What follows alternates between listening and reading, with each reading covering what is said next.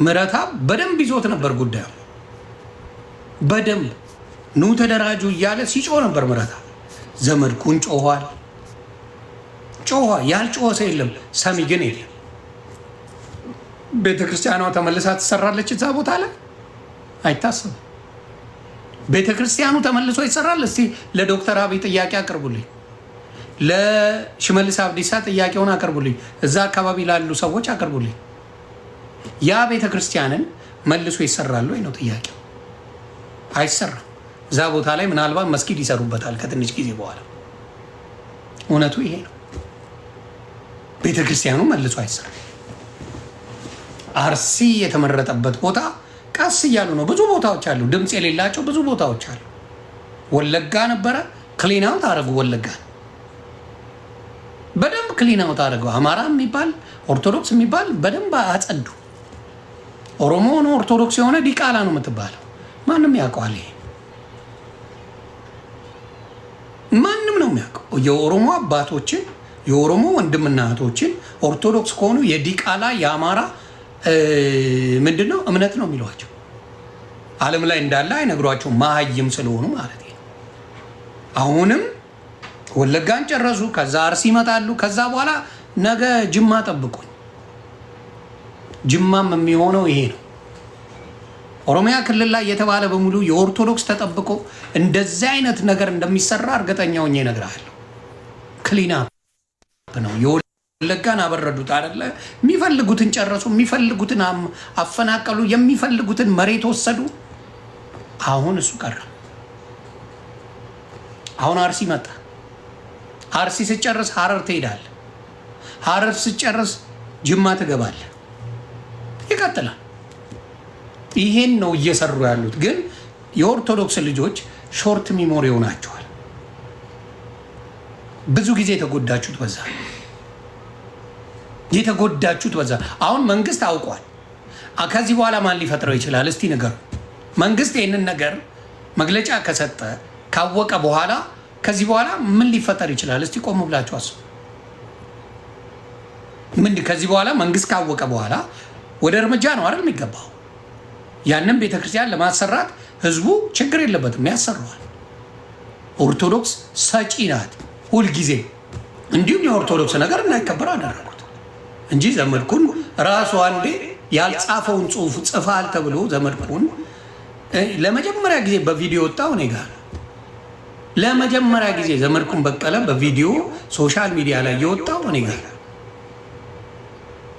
ነበረን፣ እንነጋገር ነበረ። እውነት ነበረ። አማራው ሶሻል ሚዲያ ላይ ተከብሮ ነበረ። አሁን የማንም ለአጫም መጥቶ የሚናገር የራሴ እንዳትለው ራሱን ይሰጣል፣ ራሱን ያንቋሻል። ምን ማለት ነው?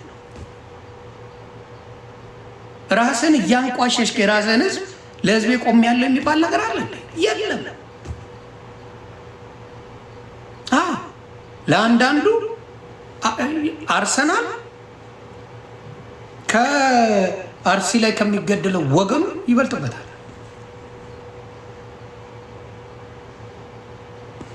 የኳስ ክለቦቻቸው ከኢትዮጵያዊነቱ ይበልጥበታል።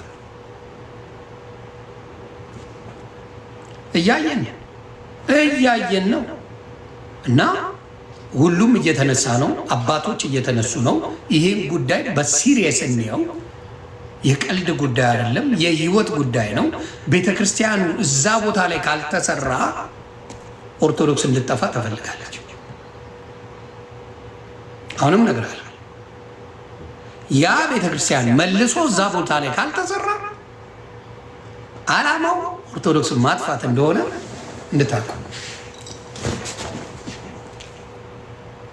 ይሄ ነው ያ ቤታቸው ተደብቀው ጉቶና ሞጣ አማራን የሚያስበሉት እግዚአብሔር ምስክሬ ሁለቱ ናቸው።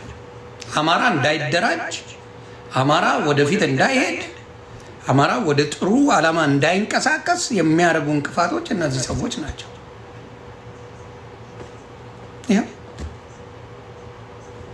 ይሄ ነው። ለምን የሆነ ጊዜ ላይ ምረታ በደንብ ይዞት ነበር ጉዳዩ። በደንብ ኑ ተደራጁ እያለ ሲጮህ ነበር። ምረታ ዘመድኩን ጮኋል። ያልጮኸ ሰው የለም፣ ሰሚ ግን የለም። የዛ ጊዜ መንግስት እንዴት ተመላልሶ እንዴት እንዳደረገ አይታችኋል። የዛ ጊዜ ኦርቶዶክስን ሊከፍል የመጣው ሳሪዮስ የሚባል ወሮ በላ። አሁንም እኔ ቄስ ብትለኝ ባናት ተተከል። ይህን ሰውዬ ቄስ ኦርቶዶክስ ክርስቲያን ነው የሚል ካለ እብድ ብቻ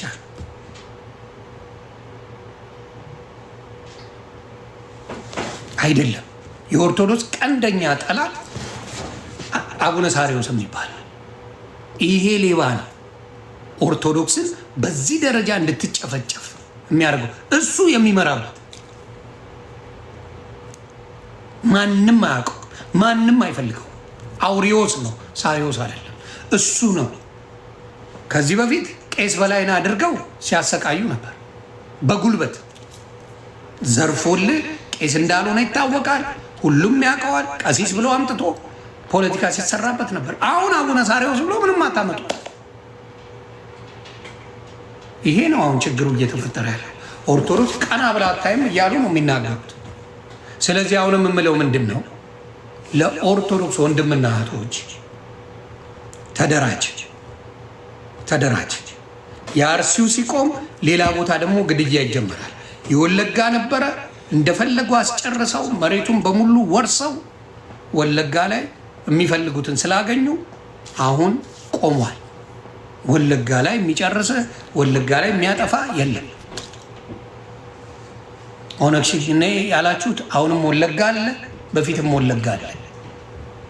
ኦነግ ሸኔ አይደለም። አታጭበርበር፣ ሌባ ራስን የምትጨርሰው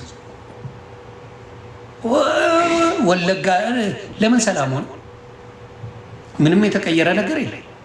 እዛው ላይ አለ፣ አሁንም አለ። አሁን ደግሞ አርሲ ላይ ተጀምሯል። አርሲ ላይ የሚፈልጉትን ከወሰዱ በኋላ የሚፈልጉትን ካፈናቀሉ ከገደሉ በኋላ አርሲ ሰላም ይሆናል። ሀረር ይቀጥልላል። ከዛ ጅማ እያለ ይሄዳል። ይሄ ነው ስትራቴጂው።